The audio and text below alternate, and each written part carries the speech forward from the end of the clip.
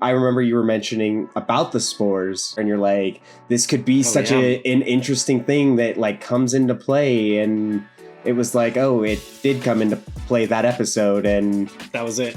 It was it. And we're not going to talk about it anymore. We're not going to address it. We're not going to, whatever. Again, I know it sounds like we're on it, and we are a little bit, but we're just being honest. We're being honest of what worked well this season and what did not work well. And I think they missed opportunity a little bit. Hello and welcome to Road Goes Ever On and On. Today, Sterling and I are talking about the hit HBO Max show, The Last of Us Season 2, Episode 7, Convergence, so spoilers are ahead. And if you are enjoying the content, a thumbs up would be appreciated. And if you don't want to miss any of our content, just hit that subscribe button and turn on that bell for notifications. And with that, Sterling, what are your overall thoughts?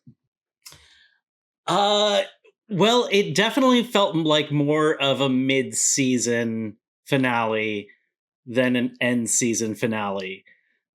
So I have to say, great TV, but season 1 set the bar so high that I don't think that this one, for me, quite lived up to that. With this being a streaming show, with like the last season, there was a little over 2 years in between. I think it's kind of an odd choice to split this season into at least 2. And it looks like we're probably going to like the whole like day 1, day 2, day 3 thing is probably so that we can be able to know what Abby is doing those same 3 days. And that feels like a long time to have to remember what was going on with Ellie over that period of time. So it's like, do you have to? Most people don't go back and rewatch things. So it's kind of an odd choice. I still very much enjoy the season, but it feels like an odd choice. See, I think there is really good parts about the season. I think that a lot of the acting choices, the casting choices, I think were really good. I think there was, definitely some emotional moments with the flashback with Joel, so like there's some really good gold nuggets in this season. However, I feel like as a season as a whole, kind of like what you're mentioning of like how it felt like a mid-season, not even just that, it just felt like there was also a whole nother story going on with the whole Isaac Wolves, Seraphites thing that we get like glimpses of, but like we just don't get to see what's happening. And I think that if you watched any other show where alongside your season, something's happening in the background and you don't really address it, like, yeah, they talk about that they're having a war, but they're not like addressing why there's an explosion. Why are people going from this place? Why are people doing this place? Why is Abby the one that's going to lead? Where is Abby? Why is she hiding?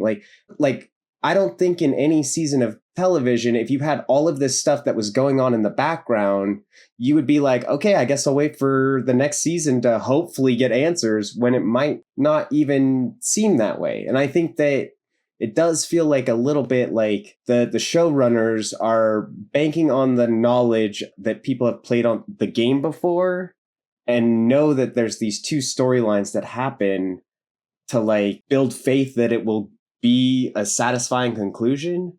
But I think as a season as a whole, like if you didn't know that that was going to happen, I think it'd be very confusing and a lot of like weird feelings about like, what is all this dynamic stuff that seems way more interesting than what we're seeing. I mean, granted, we love Ellie, we love Dina, we love Jesse, Tommy, we love those characters and they're dealing with stuff.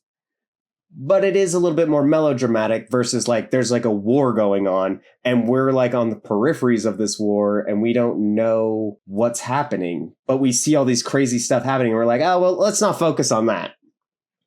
Right.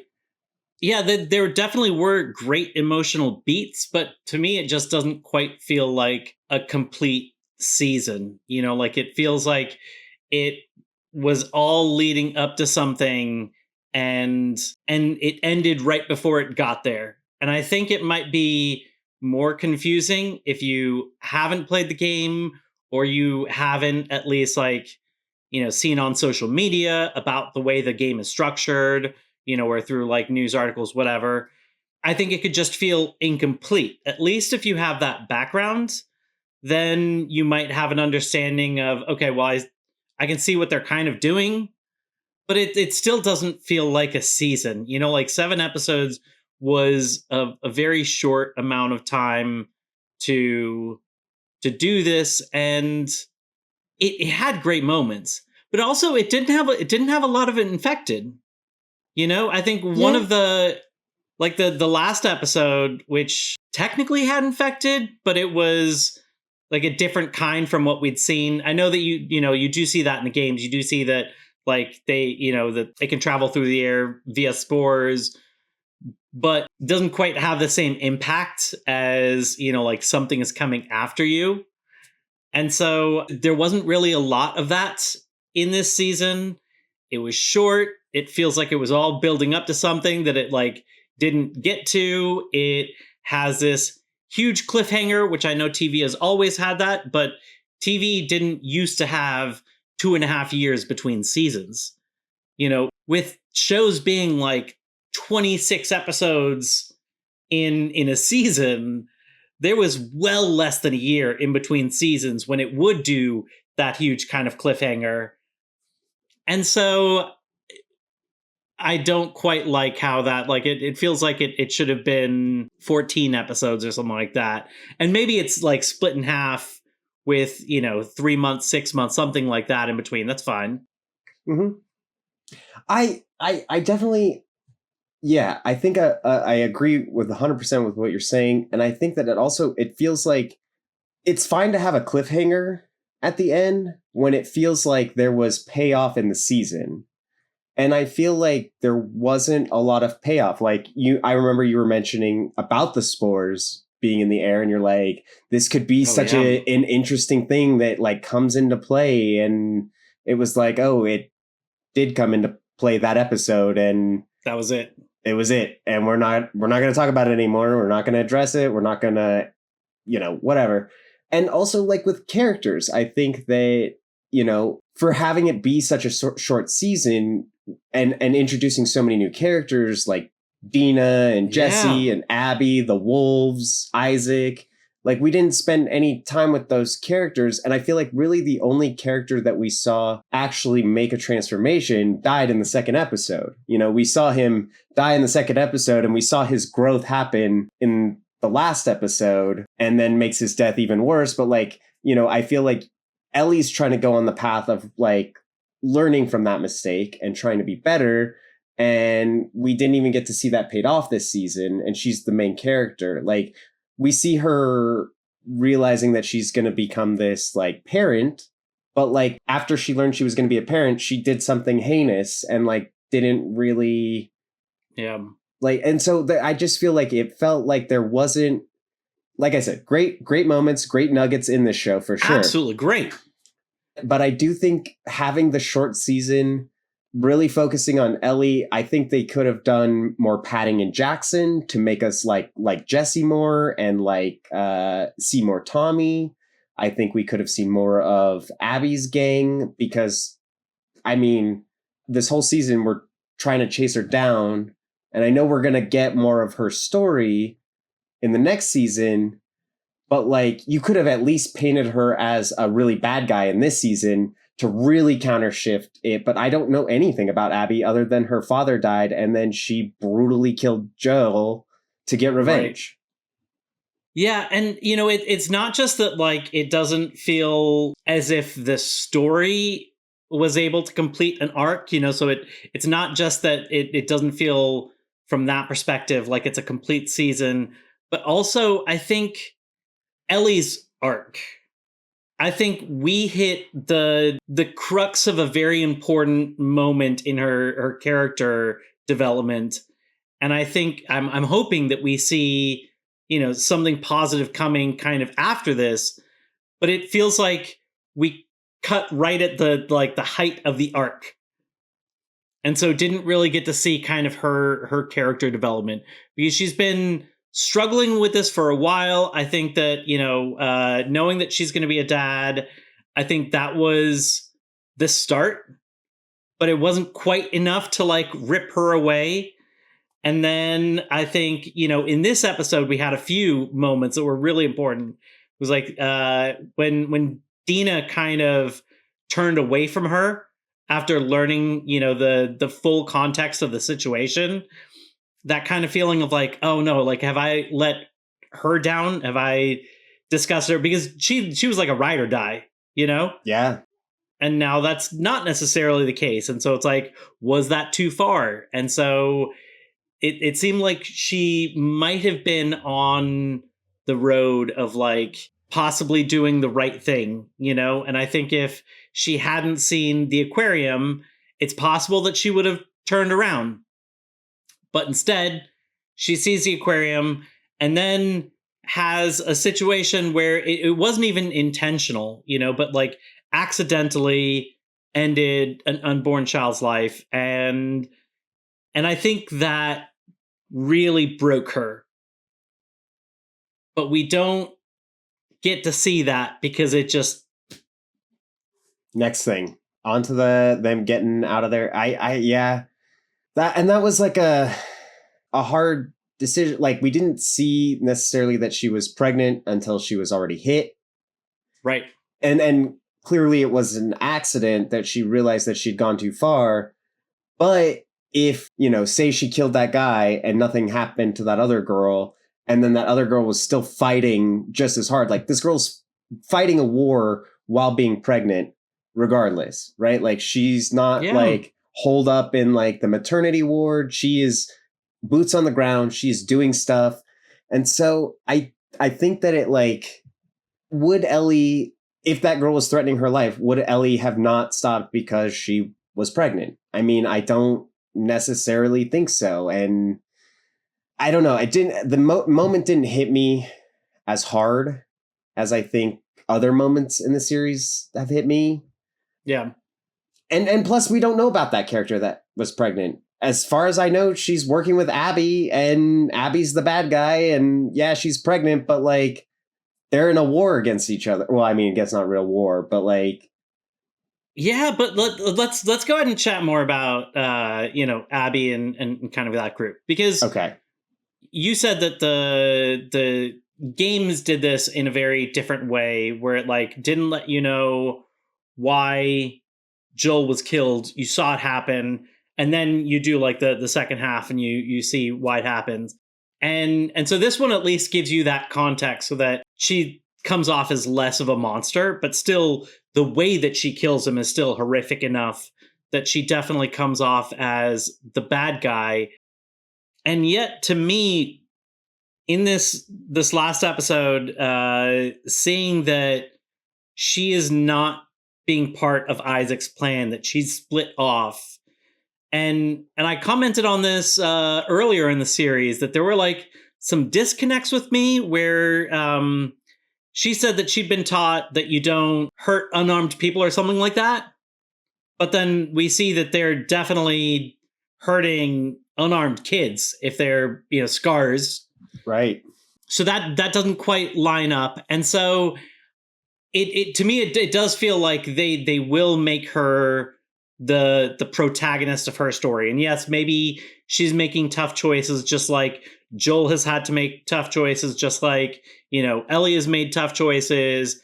I think a lot of Ellie's choices have been wrong recently. But I do think that, like, the fact that she's removed herself, because Isaac said that they went missing today of all days. Mm-hmm. That her whole team, and obviously whatever is going down is supposed to be a big operation. And that was interesting to set that up as like this huge moment. That I was okay with that cliffhanger. Yeah, I was fine with that, but I feel like, but some of the other ones, but it does feel like they at least, like, I think that Abby is going to be set up as the protagonist of her story. Of course. And, see, and I think this is where the season lacks, of like having that information of what is going on. Like, we don't know why Abby decided to not go with them, But yet Right. Isaac also has so much faith in Abby as the next in line that why would she do something like this? Like, that seems like if it, because we don't know what's going on, and like because we're not seeing these dynamics, we never once see Isaac interact with Abby, which I think is a huge mistake, because we hear from her that she learned from him. Like, it would have been one thing to only see the spots where Abby is doing not good guy stuff, and then in the next season it like gives context to why she did those things. But we don't have any of that this season. We didn't get anything about Abby except she's supposed to be next in line for the Wolves, but then also is missing on this really big night.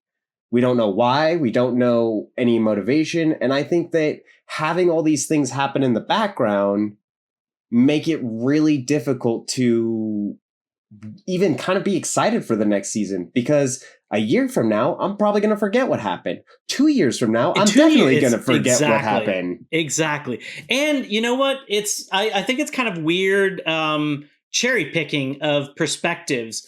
This isn't the first, the first work that has taken two different perspectives and then had things changed when you see it through a different perspective. So that's not at all unique. However, I think something that is unique about this season, which I don't think is necessarily great, is like normally when you have something change because you get to a different perspective, it's like they keep it in a very limited perspective so that it is very clear that like the reason that you thought that like this situation was bad or this person was bad was because you were looking through this person's eyes. But the weird thing about this season was they were perfectly fine with showing us, a few moments with like Isaac where like Ellie's eyes were not involved. Yeah. So it seems like the perspective is omniscient perspective, like it can hop absolutely anywhere. So it's definitely, if that's the case, if it's not like following a specific person or a specific group and giving you that perspective, then it just seems like weird cherry picking of information to paint Abby like she is, the bad guy. And then later on being like, oh, no, she's not. Here's more information. We just hid that on purpose. So I still very much enjoying it. I know that this sounds like I'm not, but it does, like, I definitely have issues with this season. Yeah, I mean, like we said, we liked the season. It was good.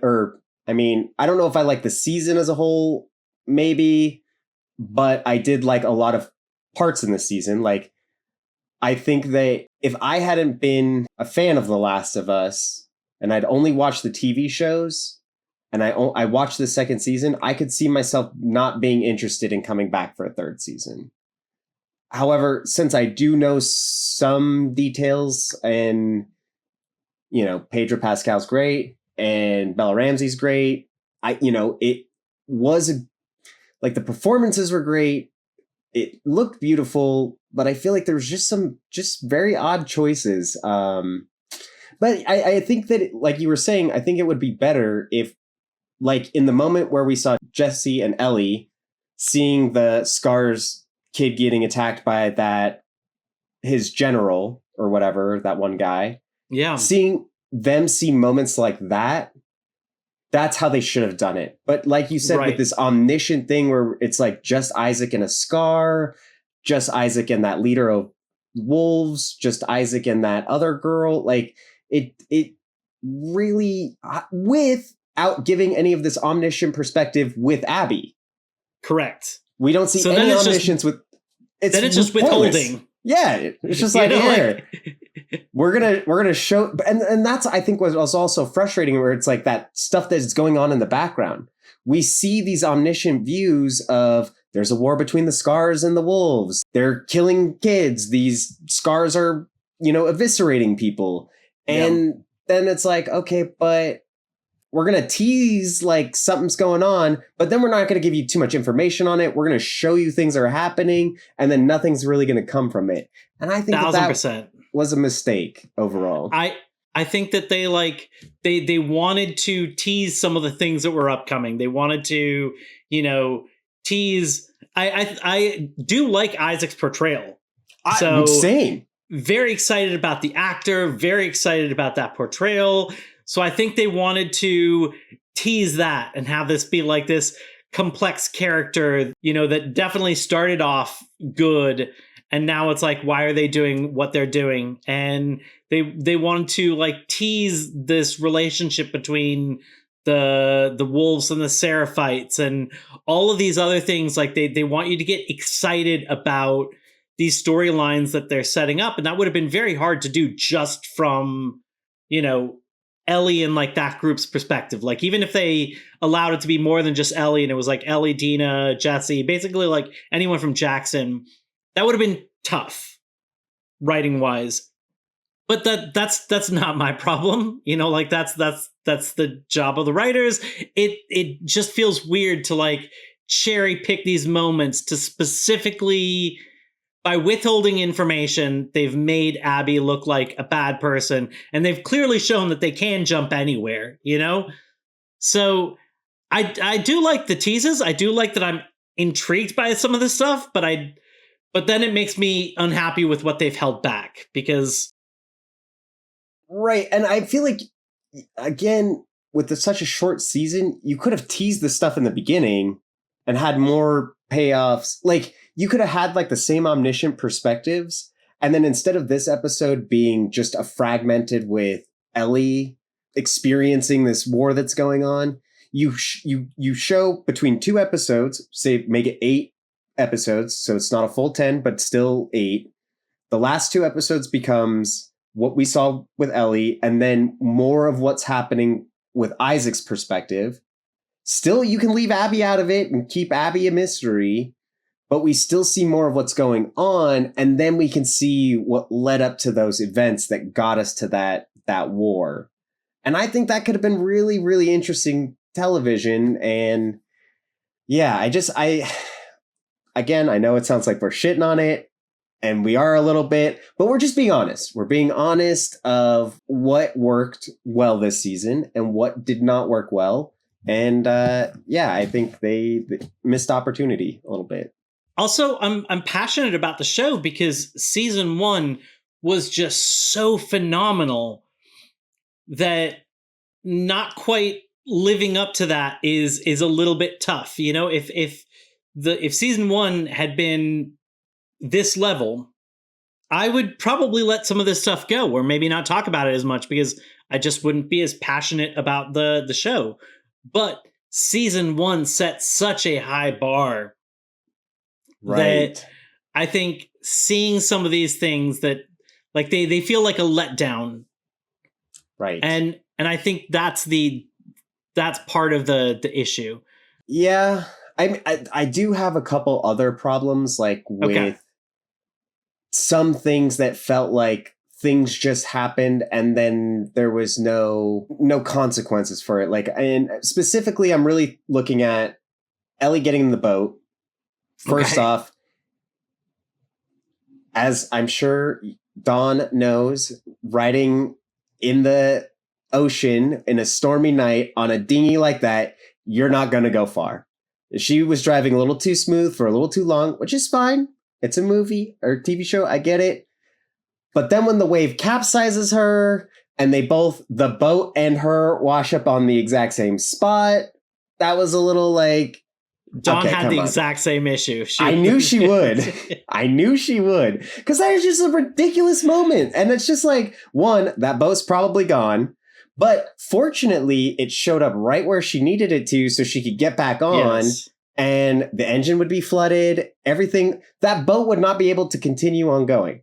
Okay, fine. Whatever. People might not know about boats. But then she gets captured by the Seraphites in this moment. And it's like, oh, how is she going to get out of this one? And it was just like, oh, one thing happened. They're like, forget her. It's fine. Yeah.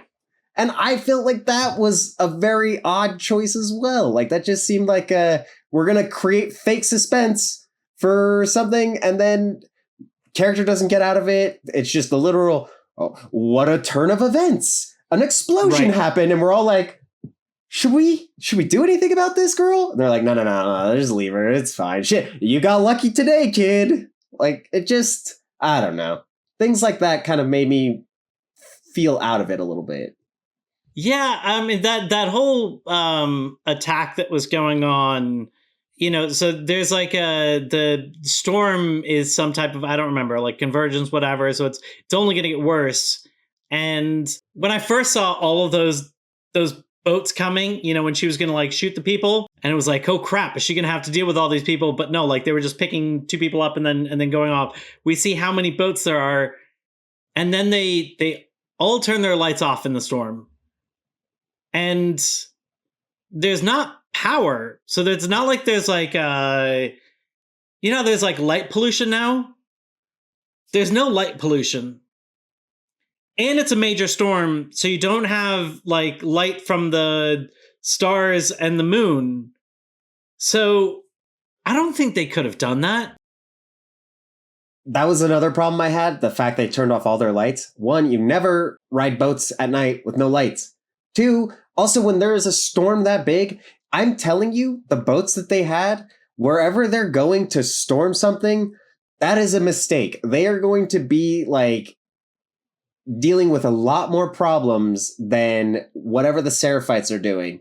Boats are going to be going missing. They might crash into each other. They're not going to see where they're going to make land. Like the fact they're going to have a hard time even pulling up onto land because of this weather. It just, that I felt like was a little bit too weird for me.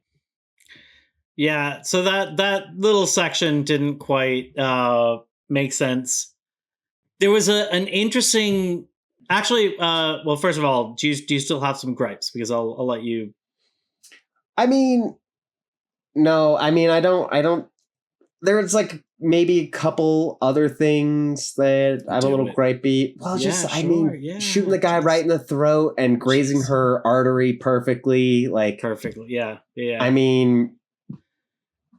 And it was done so cinematically where, it withholds information perfectly. You see that she absolutely kills Owen, and that's great. And what's her name is still standing, so you don't think anything happens. And then as like the girl turns to look, you first see the hole and the fact that it's like, oh, that's kind of behind her. That doesn't seem great. And as she's turning, that's when they show it. Like it was a very unlikely turn of events, and the way that they showed it, really kind of like stretched it out. But I do think that was like to maximize that. I'm okay with that part. Listen, like it was, I think it was like that was an unintended casualty. The first part, like the guy with self-defense, he grabbed the gun, so she had to shoot. And she wasn't planning on going through him to her, and she didn't know that she was pregnant, So it's just like such a crappy thing of events to have this moment of that's the one thing that she would never want to do, and she just did it, and she had to process that. And thematically, I think it is great, and it makes sense because just like Ellie has been worried about Dina and her pregnancy, doing all of this. It's like that. Yep. This is basically Dina that she's killing, and Dina's unborn child that she's killing. And so like, I get it thematically. And I think I would have been more okay if it had gone through his throat and maybe like hit her like in an organ where she was like, oh, like, I can feel like I'm going. I need you to do this quickly. But it's like they needed something to go fast enough that she would hesitate to get the baby out, but also and not have time to like communicate with her more than what she did. It just seems weird that it went through the thing and it was able to slice the artery so perfectly. Like, so that's kind of more of where I have to hang up. Like, I get thematically, it makes sense. The way it happened, I'm just maybe not on board. Plus, I know Ellie, they show Ellie as a marksman in the first season. Like, she's very talented with a gun. And I feel like, especially with Infected, she's going to hit a headshot. But she shot him in the throat, which might not even kill him right away. Like, if it goes right through the center of your throat, like... Yeah. Plus, it has to go through a spine. It's going to slow that bullet or fracture that bullet. Yeah. Immensely. Yeah. So, again, I don't want to nitpick too much on this and whatnot. But that was basically my other really heavy nitpick that I had with all of it. Yeah. But that scene did lead to, one of my favorite kind of parts, which was when Jesse and Tommy came, and Tommy very quickly sized up the situation and saw, what Ellie had done and what Ellie was going through, and understood that what she needed was comforting in that moment, and so what a great triage of that situation. Right. But it was amazing that Tommy very quickly assessed the situation, saw that she was haunted by the choice she had to make, and very quickly kind of comforting her. Yeah. I did think that was a kind of a beautiful moment. So I know we shit on the show, but there is gold nuggets, and I do think, especially when Jesse and Ellie are talking about how he loves Jackson and he'd do anything for Jackson, and she is kind of like, well, you're saying what is morality here, and I was ready to go save that kid who was unarmed, and you weren't willing to save them. So you're willing to save your community, but are you really a good guy if you're not willing to save everyone that deserves saving? And so, there are these great moments that have very impactful dialogue, and I felt like it was great. We're finally seeing how close of a friendship they are, where he was like, I would do anything for you, and he's like, I know you would because you're a good guy. And it such a powerful moment. And so I was very excited for that moment, and then of course it was ripped away from us instantly. Bye Jesse. And right at the end of the episode, and right at the end of the season. So unless they do some flashbacks so we get to kind of see him again, I feel like it's going to be tough for us to kind of mourn for him. And so I feel like it's not going to be quite as impactful. It definitely was shocking. There's no questions about that. But, how, will we really get to mourn that, or in 2.5 years, since, he was kind of introduced in a short season and didn't have that much screen time, are we going to kind of... And if in next season we're just focused on Abby's story, we're not even going to dance around Jesse. It might be another 4 years before we're like, oh, hey, remember this guy we introduced in season 2 and he was only in 3 episodes and maybe had 10 lines? We're all really sad that he died. That's the father of Dina's baby. So we're really sad he died, which that's sad, but also I feel like they should have they could have padded this season a little bit more, gave Jesse more to do, made Jesse more of an important character. And so when he died, but Joel's death was impactful because the whole first season we got to love him. Yeah. Jesse didn't even get a full season, and he was barely in it. And most of the time he was just kind of a rule follower, and we didn't see his relationship with Dina at all. We just heard about it. It's, I don't know. It's that part's a little lackluster, but also the fact that they didn't actually end on the big WTF moment, and instead took the time to throw in a scene to show that they were probably going to redo the whole thing again, but from a different perspective, was kind of a weird choice, because I feel like it took away a little bit of the gravitas of what we just watched. So instead of being did she shoot, if she shot, did she hit, what was she aiming at, who got hit? It's that all those kind of questions, it had that other scene. And also, that other scene had an interesting kind of meta moment to it, which is, I saw that Abby was reading a book, and so I wasn't familiar with it. So I went to look it up. And it's a kind of fictionalized because that title does exist, but the author does. It was like Ben something. However, like most of the letters basically spelled David Beinoff, who did write that book, Thieves of the City. And he's like the David Beinoff of and DB Weiss, Game of Thrones dudes. Mm-hmm. And apparently that book actually inspired parts of the video game. Interesting. I did not know that. So I thought that was kind of this interesting meta moment.